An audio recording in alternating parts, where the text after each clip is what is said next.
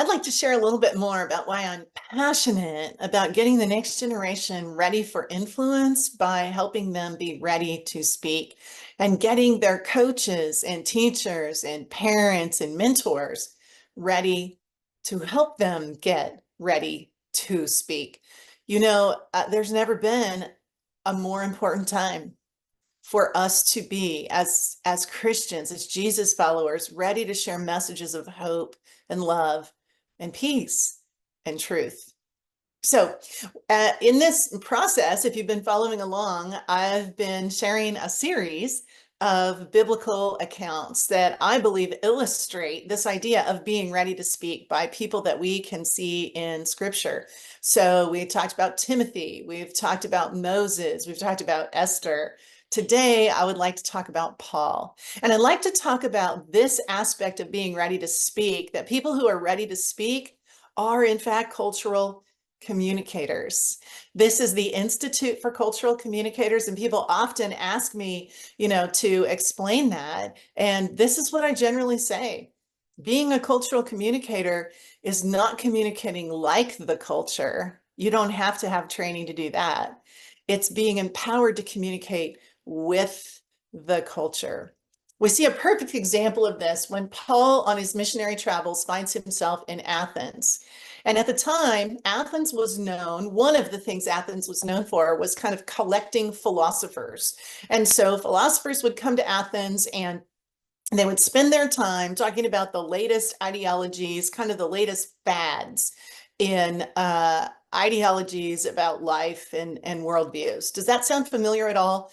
There's so much of that today. They're just ideologies, right? Here's the latest fad coming through, and we'll chase that one. And again, what a time for us to be able to communicate hope and truth in a culture that is often so confused and pulled in so many directions. And so Paul finds himself here in Athens in the middle of all of this philosophical debate going on, and Paul starts talking about Jesus.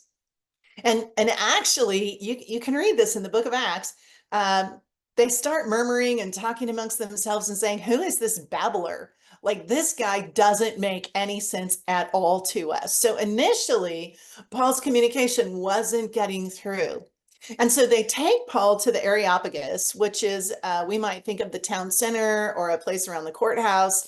And so they take Paul there where they like to have these important discussions on philosophical topics. And when Paul gets there, you can look at this in Acts chapter 17. This is what he says to them.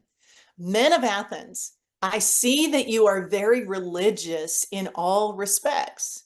For while I was passing through and examining the objects of your worship, I also found an altar with this inscription, to an unknown God. What is Paul doing? Paul is taking the symbols and the icons that they are familiar with, and he is using their spirituality, their form of worship, their religiosity to bring them to the unknown God. And he goes on and he says, I know this God, and I can introduce you to him. I know Jesus, and I can introduce you to him.